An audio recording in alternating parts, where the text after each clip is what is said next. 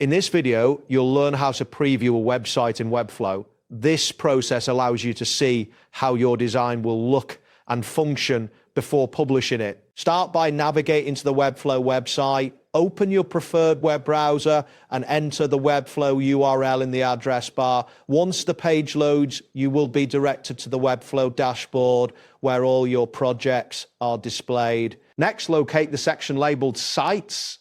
This section lists all the websites you have created within your Webflow account. Look for the site you want to preview. If you have several sites, you may need to scroll through the list to find the correct one. After identifying the desired site, click on its name. This action will open a new screen that provides detailed options for your selected site.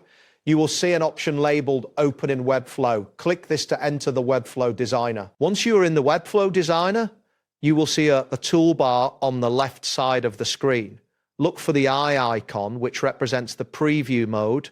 Click on this icon to activate the preview feature. The interface will change slightly, indicating that you are now in preview mode. When you enter preview mode, your design will render as it would appear to visitors. Interact with elements on the page to test functionality. Keep in mind that large media files of complex animations may take longer to load in preview mode, depending on your internet speed. To exit the preview mode, simply click the eye icon again. This will return you to the standard editing view, allowing you to make further adjustments to your design. Always remember to save your changes before exiting. And that completes the process. Thanks for following along. See you next time.